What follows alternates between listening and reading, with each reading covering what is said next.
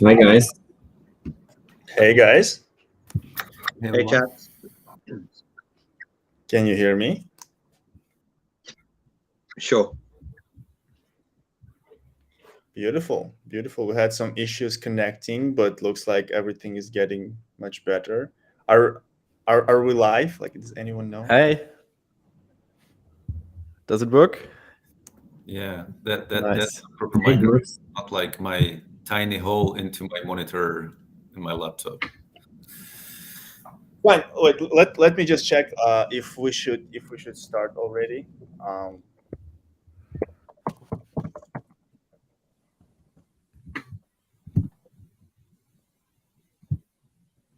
are you guys doing?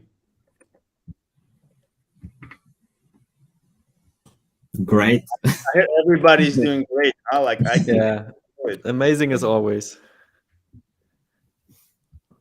I don't want to answer.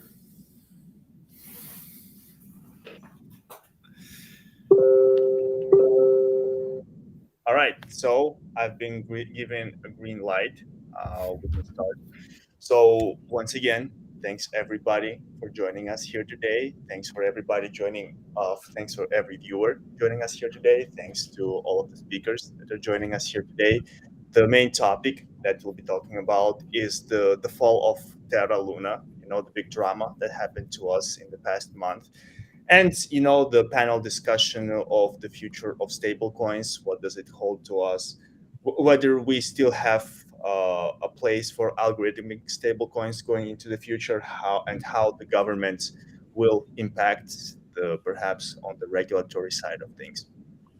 Before we start, perhaps maybe I can take a minute to introduce the speakers that will be joining us here today, that actually joined us here today and will be talking.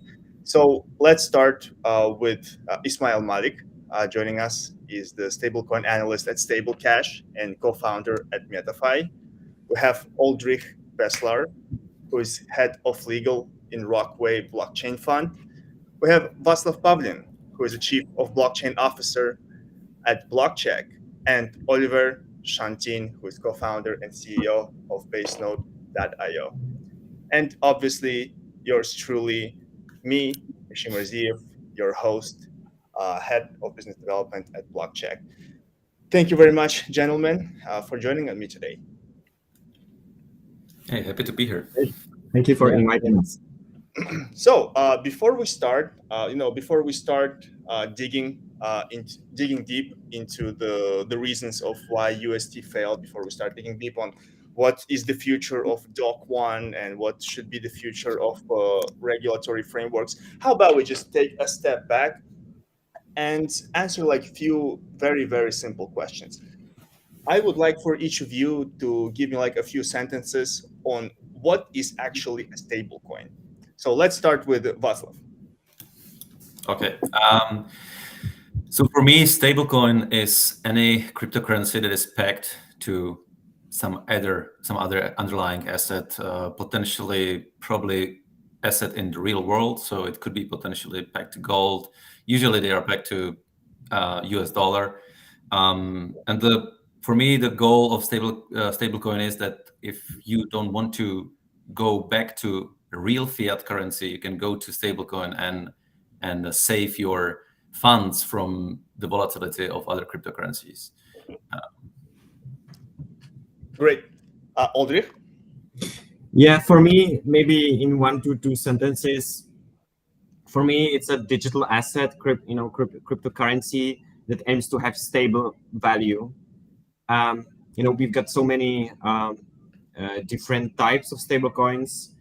So it doesn't have to be necessarily to peg to some one asset. So of course, Luna UST, Terra UST stablecoin that used algorithmic mechanism for stabilization of the price, but it wasn't backed by anything, or it was backed by the stabilization mechanism. Yeah, so stable value on blockchain. That's it. Okay. Ismail, what do you think? Yeah, so I would add to that all of the above, but I would say the liquidity in the swap is the key in the stablecoin, right? So there should be a liquid swap for a non-crypto asset if it's a stable to USDT or USD, whatever it may be, whatever currency it may be, is actually pegs on the liquidity of that swap. So to have illiquid assets doesn't necessarily deem it a stable coin. Fair enough. Oliver, what is your definition of a stablecoin?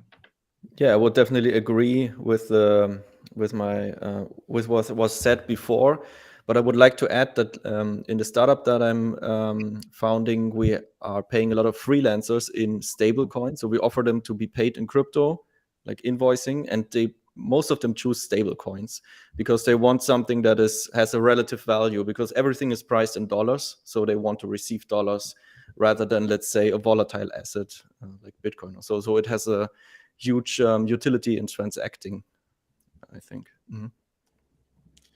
Fine. So,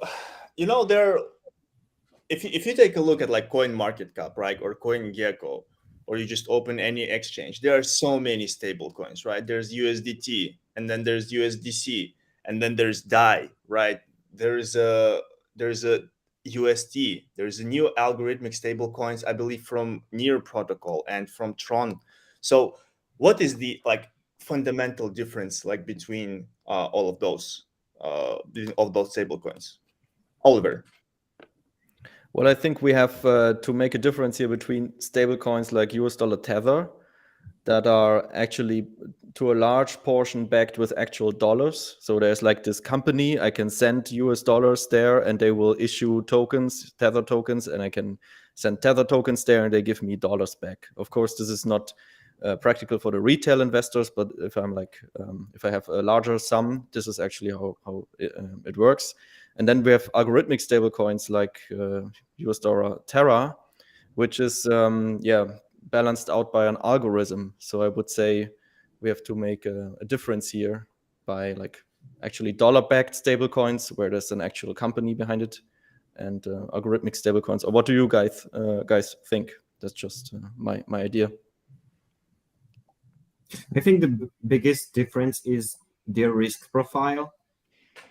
So, if you take fiat collateralized stablecoins, for example, USDC, it's kind of transparent, I would say. You've got certain entities issuing the coin with licenses.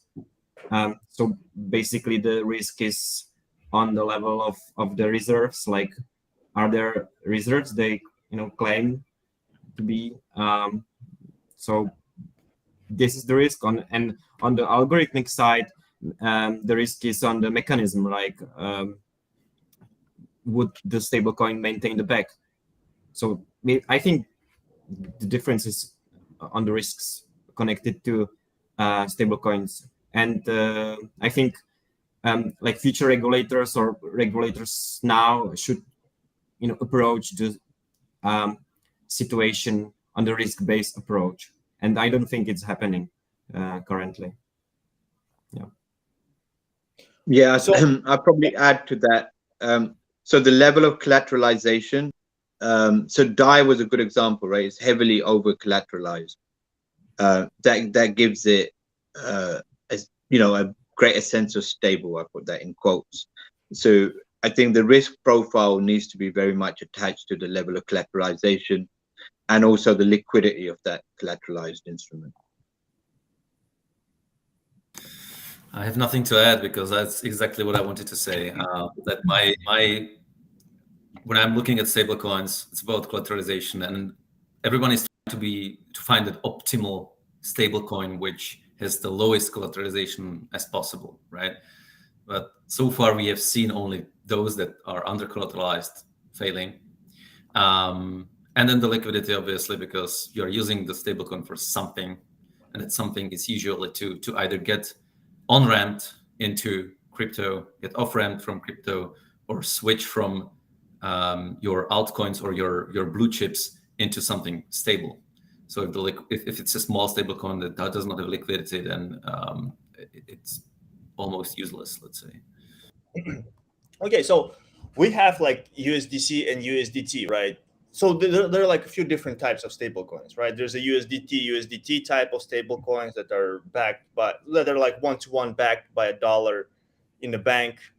In the case of USDT, allegedly, we have a DAI, which is like heavily over collateralized, which with another crypto asset. We had like some algorithmic stable coins, for example, UST, or the new ones from Tron or from Near. So the question to you guys, like, do you think that one model is better than the other, right? Like, do you think that, you know, the model that USDC following is like the best one and the most sustainable one? Or do you think that, you know, the level of centralization there is not very welcoming for the crypto industry, and like we as a community should be moving towards some decentralized approaches that actually do not involve like a centralized regulator?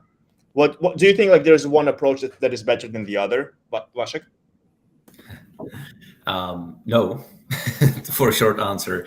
I think it's kind of like with everything. You can't. It's like with how blockchain consensus work. It's how you manage your project. There is like this triangle, and you are pulling one corner, and the other gets worse. So you have something that is more optimal on the input side, so you don't have to put in so much money, but then it gets more risky. Then you have something that is centralized, which then people that are heavily into decentralization won't trust, like USDC, USDT potentially, and they will go for MakerDAO because it's decentralized. Then you will have other things that like increase the risk profile or decrease the risk profile, and increase the optimization, decrease the optimization. So I don't think that one is better than another. The worst one so far seems to be the algorithmic stablecoin, not because the idea is wrong, because the idea is exactly what the dollar, the actual fiat dollar is. If you need to increase price of dollar, you burn some money. If you need to decrease the price of dollar, you print some money, and you do it based on some decisions. We are just trying to make the decision to be automatic in smart contracts. The problem is that we have not seen a successful stablecoin, algorithmic stablecoin, that hasn't ended up in bank run or just suffered through some market crash where people just basically, it always ends up in a bank run where everyone tries to withdraw all the money at the same time, and then the price crashes. And we haven't seen anything that would survive that bank run. So that seems like the algorithmic stablecoins are the worst, but it just probably means that we haven't found the right algorithm yet. Fair enough. Ismail? So I would term these as stablecoins 1.0, and in 2.0 you are going to start to see hybrids, right? So a proportion of it is going to be algorithmic, a proportion of it is going to be, you know, in some sort of centralized depository. So we're still playing around, you know. So what you'd have is the algorithmic side over collateralized, and then the centralized depositories lateralized, like with a liquid asset 1-for-1. And you know, we've built our own fork. We've dichotomized it and said, okay, it can only be algorithmic, it can only be, you know, centralized. But you know, you're going to start to see a lot more of this hybrid kind of scenario sort of emerge over the next sort of 18 months. But you know, the fundamental problem is the velocity of liquidity.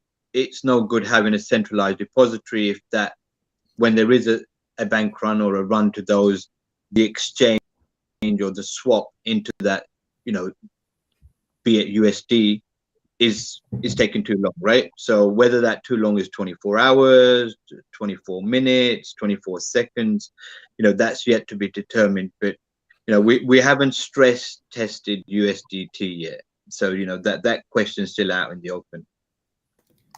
Can I ask a question to Ismail very quickly? Would you call Terra Luna USD this hybrid, because they also it has been backed by Bitcoin, right, in the Terra Foundation treasury? So Terra is a unique case, right, because it didn't really follow any of the governance structures, right? What we know is that there was one guy, and I wouldn't want to point any names, but we all know who we're pointing to, had a significant control over the treasury, was able to move funds to X, Y, and Z. So those funds not discretionary and run by a governance mechanism that as it should have been. So actually, we didn't really test, that ideally a governance should have, and it would have said,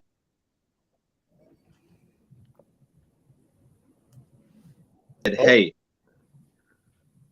Ismail, is it only me? we've got X, Y percentage should go into protect kind of a mismatch of sort of unaccountability. So I do not think that experiment really played out because of this sort of, what we had is the opposite. We had a centralization of power, right? So we didn't really see the mechanisms play out as they should have. We rather saw one character that is, supposedly had done a number of functions that he should not technically had a right to do. And, we can go into it more as we go in this discussion. Good. Aldrich, once again, the same question to you. Do you think there is a one model that is better than the other when it comes to like stablecoins? Okay, so my answer is to no. I'm thinking, we have blockchain and it's like great playground for different experiments. Like, will this concrete model work or will the other? So I still think we're like in the experimental phase, and I think when I think about it, the debate can be about like centralized stablecoin versus decentralized stablecoin, right? So you've got USDC, USDT, but what it would be pretty great to have like autonomous decentralized stablecoin, running itself without any central authority. That sounds kind of cool. So I wouldn't say like we should move just in one direction. I think we move in several directions and let compete the different projects and see which project will eventually win, or maybe we will have like 2 to 3 major stablecoins in the end. Like you could see it in the traditional IT business, like you have Google, Microsoft, Apple, and, that's it. They have monopoly. So I think that's gonna happen, or could happen on in stablecoins as well. And I think it would be great to have like centralized stablecoins and decentralized stablecoins, and everybody could choose like, do you want to use this or this? That would be great. Fair enough. Same question to you, Oliver. Do you have anything to add? Yeah, I would like to add that, don't you guys think that maybe the algorithm itself is an attack vector on the stablecoin? Because it's not exactly a black box, right? You know what to do, how to create new stable dollars and how to burn them. That was actually the case with the Terra Luna Foundation. And this behavior can be used to have a speculative attack. But this is a question just to you, just a thought. And to my opinion about that, well, the point of stablecoins is to like transact quickly and not exactly to preserve value, because you don't hold something that is pegged to fiat to preserve your purchasing power, right? If you like use a cryptocurrency, you will probably use something else for that, or gold or whatever. So most of the stablecoins are actually quite centralized. And I think it's not necessarily a bad thing, because for their use case, it makes sense to be centralized because it's more efficient, right? So I think, so given the experience that Terra failed, and that I think the focus is probably on high efficiency, I think centralized stablecoins are probably the better choice. But like, yeah, I'm also curious about what you think about the algorithm attack. Good. Fine. So before we get to the algorithm, before we start like digging very, very deep, let's revisit like our main topic. And I know that my next question is going to be very, very tough, because answering this can take like hours and hours and hours. And I will ask you to do this like in a very few short sentences in a very few minutes. What the hell happened to Terra? What happened to UST? And why in a span of a few days how much was that? Like $18 billion was lost. How did it happen? $16 billion. Thanks, Michael. 60 billion. 60, not 16, 60. How did it happen, Oliver? Sorry. Continue. So how did it happen? Very simplified. There was not enough collateral, or to put it better, dollars were printed, basically what the central bank is doing, without having enough backing of it. And it entered a negative feedback loop, whereas more collateral was issued and sold, and then basically, it entered a kind of a death spiral, to put it very shortly and briefly. Nice. Ismail, do you have your version of what happened? I'm one that's holding opinion on it, that we actually don't know how those Bitcoin funds and the reserve fund was actually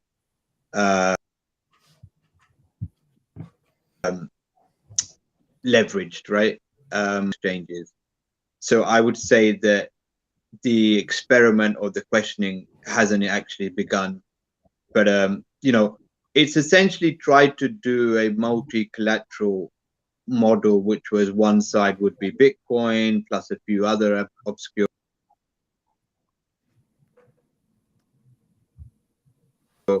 coins in much smaller amounts, and your own token, you put a significant attack vector on your algorithm, right? So that part of the experiment we all understand, but how the actual, the other hard crypto asset was leveraged or utilized, I still think the jury's out. BlockCzech, what's your opinion? There was no collateralization from my point of view, given the amount of UST that was out there and the value of Luna, because there was nothing that backed the value of Luna. So once it went down, the death spiral, as I think Oliver mentioned, happened. From my point of view, the biggest issue of the whole system was that it could be bank run. And the reason, like how you prevent that in real world, is regulations and limits of things. So like if you have Anchor protocol that allows you to get 20% rewards on your stake, you shouldn't be able to either take those rewards out at all of them at one point or even unstake until you get through some period of time. And because they allowed people to take out all the UST from the Anchor, they basically pushed the price even further, and there was no way going back. So regardless of some treasury Bitcoin and something like that, I think that was the core issue which caused this, because they were printing a lot of UST to get into to give those rewards out in Anchor, and there was no lock period for those rewards or for the UST stake there. Nice, thanks. Oldrich, do you have anything to add? Yeah, so I completely agree with Václav. I think that is the main point, because when the peg, was breaking, there was around 14 billion UST in Anchor protocol, and if there was some like redemption period, let's say 21 days period, like there wouldn't be a bank run on the Anchor protocol. Like if you have a normal bank and all people would come to the bank and demand withdrawing their deposits, the bank would probably be bankrupt. And basically the same happened with Anchor protocol. But it's difficult to say what would happen, because you don't have a crystal ball like to the alternative universe, like what would happen. But I totally agree with Václav what he said. Anchor protocol is one very interesting topic to discuss, right? One of the biggest things why people were printing the new USDs, why people were using Anchor protocol, is because they were promising crazy yields, right? 20% on stable coins. Now, the question to you is like, where does those money come from? Like, how does Anchor pay 20% to people? I used to pay 20% to people who were minting UST. Oldrich, back to you. Yeah. So actually, on that questions, I cannot answer that. I don't know. All right, let's say that's an open question. Who is willing to take it? So I'll I say would say that was a blank IOU, right? There was a promissory note that we're going to give you 20%, but we hope only 20% of people would actually want to cash it out. So it was I would say it was an under collateralized or uncollateralized promissory note. It's equivalent to saying, the US dollar, you can go somewhere and claim some gold or claim some silver. Not the case, right? So same with this. They were always expecting a substantially lower amount of people claiming on it than what was issued. Yeah, I agree. Actually, a part of it was through lending. So they made some yield, but it was far from 20% per year, of course. That was done by lending out other assets, other cryptos. But the biggest part was basically money printing, like you said. Yeah. The only thing I can add is basically I've been following someone on Twitter that kept like going over the reserves of Anchor protocol, and every week he was like, I think this week Anchor is actually going down because the reserves are so low that, and like they have to refill it somehow, but they have no money to refill it. And then next week he's like, oh, they actually refilled it with $300 million. I have no clue where that come from, but it's there and it's giving out money. So like sounds like the word that we are trying to not to use with cryptocurrencies. It's called Ponzi, but I don't know. Would you agree that the 20% yield on UST was one of the biggest reasons why Anchor protocol failed and why the project failed by itself?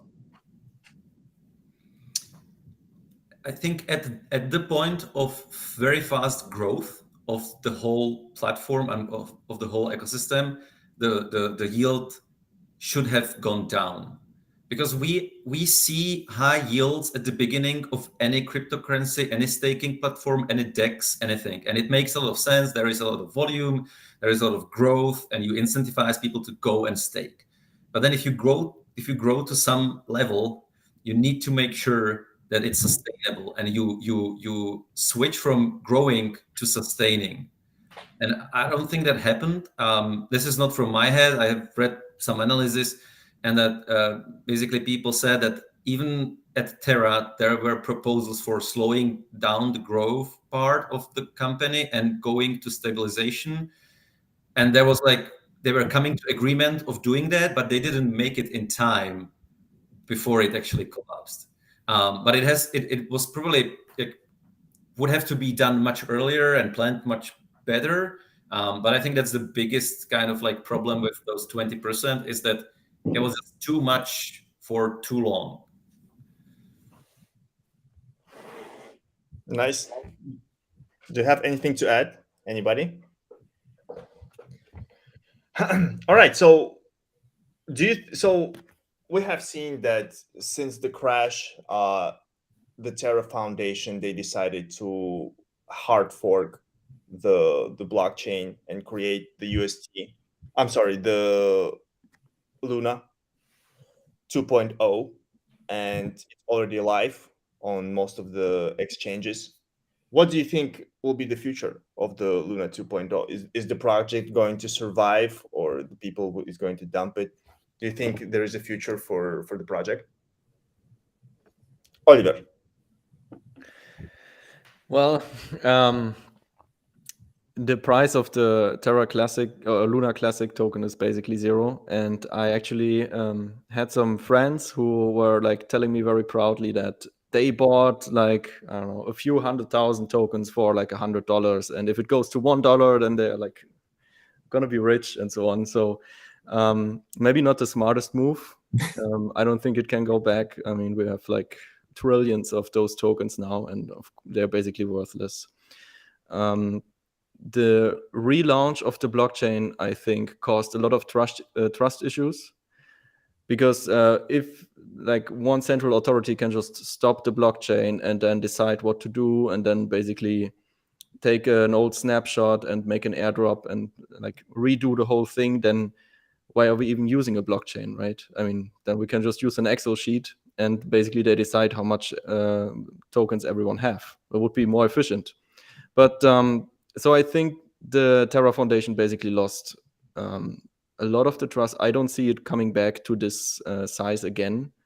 And maybe that's not even a bad thing. Maybe they had their chance to prove that they are trustworthy, and they couldn't do it. And maybe some other players are now, maybe it's their turn.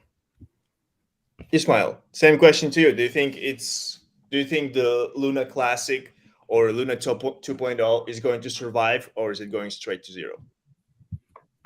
So in regard to Classic, I think there's still a question for Wrap Luna that was held in Coinbase. So I expect a number of class action lawsuits and a number of other functions. As you know, when you get approved for a token in Coinbase, pretty heavy due diligence process. The company that approved the token to be listed was registered in Korea, I believe, and it was at some stage prior to the event dissolved. That should have been notified to Coinbase holders that that action wasn't taken. So, you know, you can't.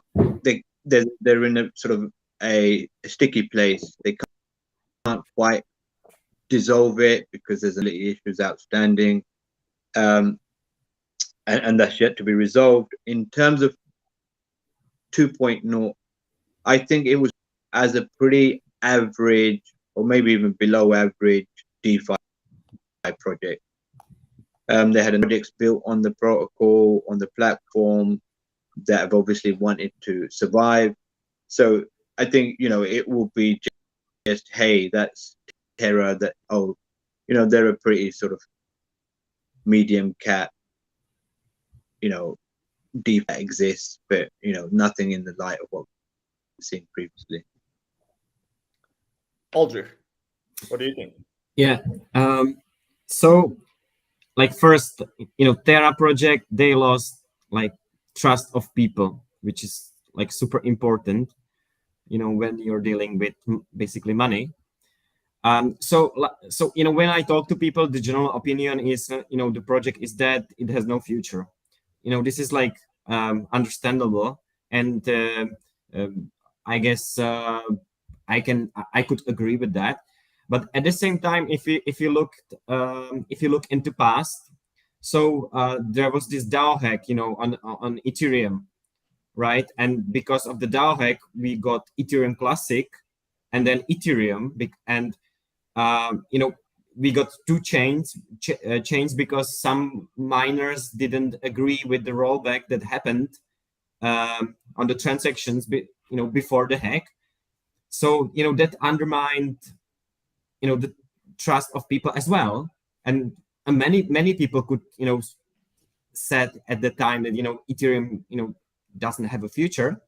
So again, I would say probably Terra is not gonna be great in the future, but I don't have a crystal ball, and you know, when I look into history, I'm humble to say that, you know, we don't know like what's gonna happen, like we don't know. So that is my opinion. Yeah. BlockCzech, what do you think? I wanted to say something similar, but that means that it will be boring. So I'll be a contrarian. I think people, especially in crypto, forget really, really fast. I have seen a story of a guy that racked 3 projects for millions of dollars, and then he launched 4th and got like hundreds of millions. So I don't think that with like the whole Terra founder mojo that he obviously has, otherwise he wouldn't get that much money from the people. He might be able to like revive the whole thing, the Terra 2.0. I would say I disagree with that. I was gonna say it's similar to DAO hack as well, but then I thought about what you said, and it's not similar, because someone said here that the problem here is that a single person or single entity could go and stop the whole chain and then start a new chain. With Ethereum, it was a bit different because it was disagreement between decentralized community of validators, and that forced to the fork of the chain, and that's expected from blockchain to happen from time to time. We saw that in Bitcoin, Ethereum, in other blockchains as well. Terra is different because the whole Terra organization said, we are stopping your blockchain that you are validating, right? But you've got like 130 validators on Terra, right?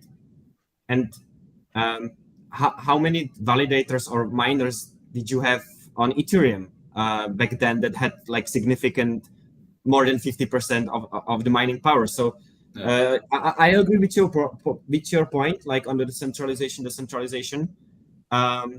Yeah.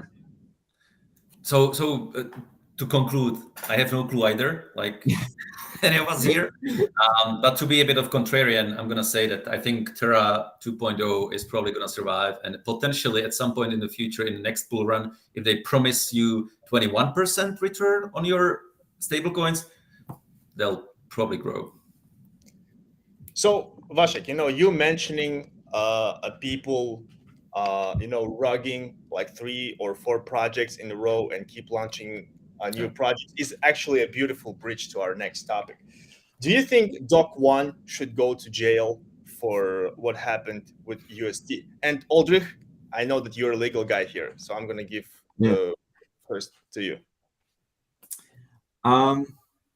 Like, I was thinking about that.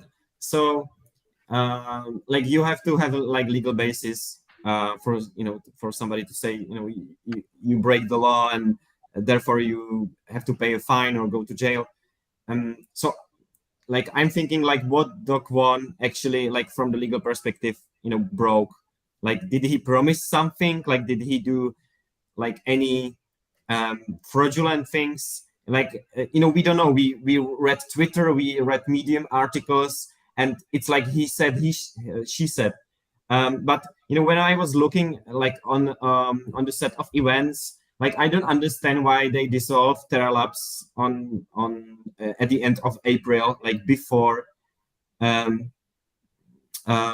before what all that happened. So it's my head like, why did you dissolve Terra Labs before the hack? Like, what is the reason? Like, how is that possible? And the second question is like the BTC. There was this reserves of BTC, and it was managed by some entity. And like, where do we know like where the BTC ended up? So I think it should be fact based, and at the same time, I say that we don't have actually the facts. So it's very hard to say like if anybody has any responsibility for that, because you could always argue that the project was decentralized. The stabilization mechanism was running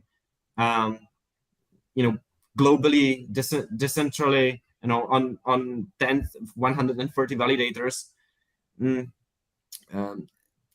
So yeah, it's kind of tricky. Maybe I can say I don't know if it's gonna talk about regulation in the future, so maybe I will stop right here. Yeah, it's going to be our next topic. So yeah, first we talk about Doc One, and then we switch to regulation. Yeah. Fine. Is that all, Aldrich? Yeah. Okay, fine. Ismail, do you think, same question to you, should Doc One go to jail? So go to jail is pretty a strong term, but I think that a significant amount of trust was put in Terra Labs being, based in Korea, which has quite stringent laws and oversights. How that was dissolved, how that wasn't notified to a significant, majority of the participants in that network. So that nature, I think there's a significant amount of questions to be answered. And if there was, in fact, what we call a sort of undisclosed bankruptcy or dissolution of a company, that may in fact be a criminal offense in Korea. So he may have to answer for that. And then I would concur that, look, this opaque nature of how he was able to choose where and when that BTC reserves were spent, how they were spent, who they were sent to, and still not give a real clarification on it. I think there's some answers to be had there that could have legal implications. Okay, Oliver. Yeah, I mean, you could argue that people knew what they were getting into, right? I mean, risk and reward is always correlated, and if I see 20% yield for basically risk-free assets, then of course, yeah, I get a little cautious. But that's the question. Like, if everything was transparent, like, I mean, the algorithm was transparent and was known. It was probably known that this could happen. But yeah, I agree that like the Bitcoin collateralization is not exactly clear how and when it was spent in the right way. So yeah, I'm not really decided whether he's fully responsible for what he did, but certainly at least a bit. Yeah. How do you, Vashik, the next question I guess is to you. So how do you think the government approach will be to crypto and to stablecoins in general going into the future? Because considering what happened with UST. Oh, come on, this is a terrible question, at least for me. I have no clue. You know that governments hate crypto because they can control some portion of it that is on exchanges, but if you own your keys, then your crypto, and government can't do much about that, right? So we know they don't like it. This is an ammunition for them, definitely, because a lot of people lost a lot of money, and if there has been a strict regulation of these things, maybe it wouldn't have happened, but who knows? So I'm kind of expecting that there will be regulations put in place on the back of this story. Okay, I guess I'll adjust the question a little bit for you, right? Do you think there should be any regulations on crypto and on stable coins following what happened? I personally, as a proponent of decentralization and Web3 and all those like trustlessness, permissionlessness, I don't think that there should be any regulation, and we should all suffer our own mistakes. At the same time, as a part of the social structures in our society, there has to be regulations, because a lot of people will not do their own research. They will just trust someone to tell them something. And people are not, and it's not about being smart or being lazy. It's a combination of our daily lives and being busy and not interested in digging into things. So I think we need regulation for crypto, although we as smart contract developers, we don't want it, right? But we need regulation for crypto to get mass adoption. That's kind of where I would steer this question or the answer. Okay, Oliver, what's your take on this? Well, yeah, I'm going to take a little bit of a contrarian view here too. So, of course, this is like something that plays in the cards of regulators in terms of, we need to restrict stablecoins, we need to restrict access and make more, put more regulations on top of it to protect the investors and so on, that whole story. But on the other hand, I think especially US regulators should be happy about stablecoins, because they're basically exporting their currency all over the world, and there's a huge demand for US dollars, which is probably fulfilled in a nice way by stablecoins. I mean, so many people are using US dollar Tether or US dollar coin or other stablecoins all around the world, who wouldn't have access to US dollars in general, which is creating more demand for this currency, which is good for the US. So I don't know if they're completely against this mechanic, because it actually helps them. But I think regulators will probably use this as an excuse to crack down on crypto even more, probably. I mean, that's just my guess. Ismail? I would give one side. If I was to predict the future, I would predict that a number of hedge funds are going to get some appetite to maybe hit USDT.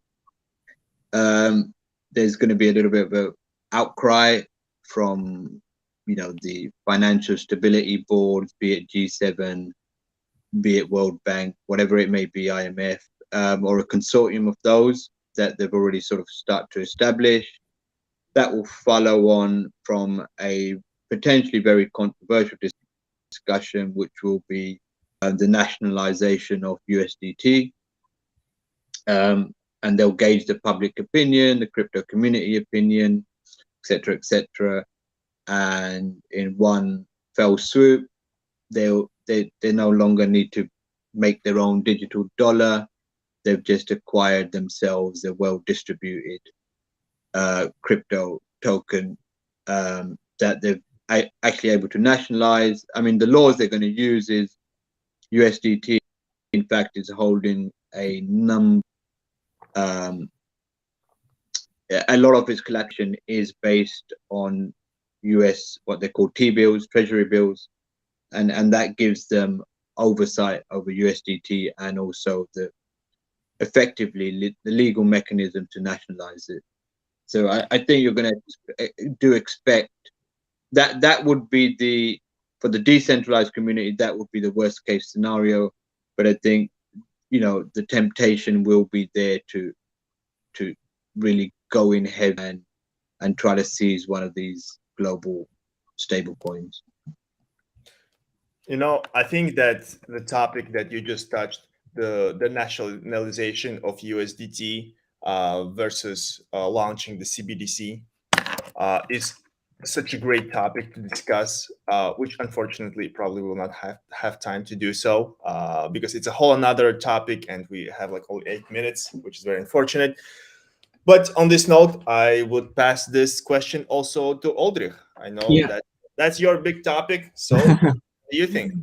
Yeah, so stablecoins and regulation, like in the EU, it's like super big topic right now because in Brussels there's currently, it's called MiCA. It's basically a framework for issuing, trading cryptocurrencies, for issuing licenses to exchanges. It will be a whole EU regulation framework for stablecoins and all of crypto. And stablecoins are heavily regulated, will be heavily regulated by MiCA. And there are currently like 3 versions of the document that are currently discussed in Brussels. And let's take a step back. So Luna, Terra, UST. So the project was based in Korea, Singapore, let's say, and also it was like decentralized. It was run like by validators all over the globe, right? And so a lot of people ask, like, it is very debated right now, like if MiCA was in place, would that somehow help, preventing the collapse? And my answer is basically no. But at the same time, I think UST wouldn't be able to be traded in the EU because 2 out of 3 proposal is, in my opinions, currently they wouldn't allow UST to be traded on centralized exchanges. So for those people who are just trading, buying on centralized exchanges, they would be protected but it doesn't prevent you to buy Luna UST through DeFi, through your self-hosted wallet. So if you want to go to Terra Station, you could buy it through some mechanism on DeFi side. That is connected to the future regulation of DeFi and decentralized stablecoins, for example. And that is currently like being worked on and doing research in Brussels. They are thinking like how to approach DeFi. And I think one of the approaches on how to regulate decentralized stablecoins and basically DeFi is that we have rating agencies for like debt instruments and for bonity of persons. So why can we have like a rating system for smart contracts, for decentralized services, for decentralized stablecoins, so people would know like, okay, this stablecoins is kind of safe. It has a rating of AAA, and this stablecoin is basically a shitcoin because it has a rating of E, right? So that's on. Yeah, so that's it basically. That's it. That is the summary of the current state, like on stablecoins. Today, I read an article from Bloomberg, and the article that said, that Japan passed a new regulation that said that, the crypto, I'm sorry, not the crypto, but the stable coins should be able to be redeemed at face value anytime, which basically means that, there should be like a centralized authority that should be able to like give you like your dollar back if you would want to. Do you see this centralized approach being used, for example, in EU or in the US in the future as well? Well, it's already proposed because the regulation, regulating centralized entities because it's easy. So you have a company, for example, Central Circle, issuing USDC. So it's super easy, to impose obligations. But the problem with decentralized projects and DeFi is that you don't have anybody to regulate because it's decentralized. So you have to think about like completely new ways how to approach this. And those ways have to be like novel. Like you cannot apply the legacy legal framework to DeFi. It's completely a new animal. So that is why the research is being done, and I think it should be more based like on tracking information on chain, and for example providing rating system for those services. Actually, like imagine that you would come to, I don't know, Uniswap, SushiSwap, and when you wanted to use the smart contract, you could come to some like verified place, and the place would provide you like with comfort that it was audited by some authority, and it says it's probably okay, it won't be hacked.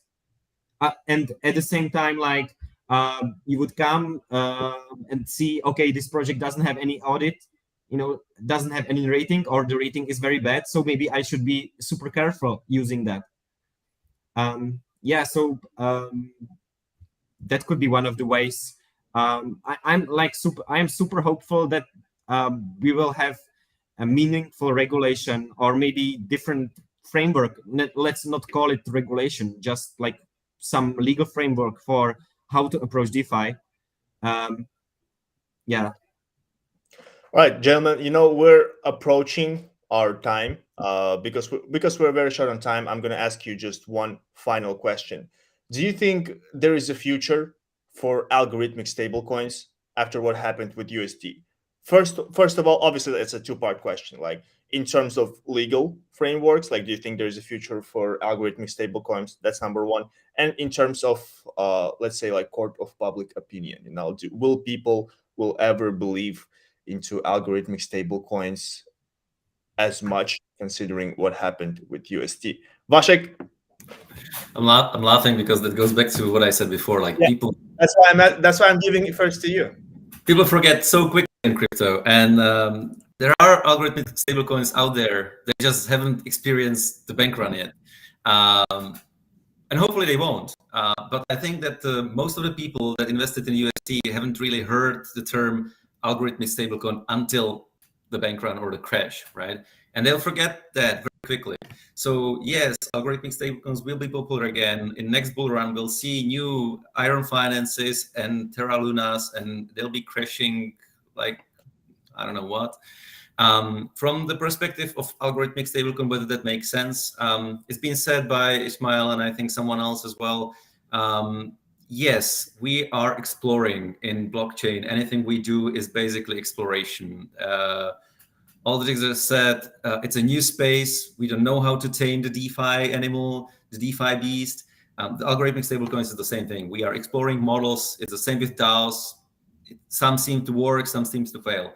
So we'll keep exploring, and we'll see how that goes. My worry is that, for example, EU on the regulation side will just basically cut off DeFi from the on-ramps and off-ramps as the central exchanges are, instead of actually looking into it, as Aldrich suggested, and doing these rating agencies and things like that. So that's my worry, and that's where it all kind of falls apart. If people can't get to DeFi easily, get to the algorithmic stablecoins easily, they may not lose the money, but we are not going to progress in this space. Beautiful. Oliver? Yeah, I can definitely agree. I think this is not the end for algorithmic stablecoins. Especially, we are seeing other algorithmic stablecoins like DAI, for example, which are over collateralized and are actually quite successful. So maybe people become more careful. Maybe not. I mean, after all, it's crypto. So I don't think this is the end. Yeah. Nice. Ismail? Yeah. In regards to algorithmic, I think you're going to start to see a trend towards audited and verified custody of the collateral that backs the. So you may have a regulated or let's say supervised custody layer that says, okay, this is the algorithmic coin, but this is where the custody is held. Right. That would be the mainstay of it. I would say that would be the significant change. Beautiful. Aldrich, any final remarks? Yeah, I don't think that algo stablecoins are dead. I think people will build new algo stablecoins. They will experiment, and we will see like what's gonna happen. I think this is not the end. This is just the beginning. Beautiful, beautiful, gentlemen. We are out of time. I really enjoyed the last 60 minutes that we spent with each other. Personally, I would continue going from there for another 60 minutes, but I know that talking about stable coins at 7 o'clock on Friday is probably not was in your plans. So I'll let you go on this note. I want to say that thank you very much for your time, and hopefully we can do this one more time in the future. Thank you. Look forward to it. Thank you. Thank you very much. Thank you, guys. Have a good evening and have a nice You were a great moderator for this panel. Thank you very much for doing that. Yeah. Yeah. Yes. Thank you, guys. Have a good weekend. You too. See ya.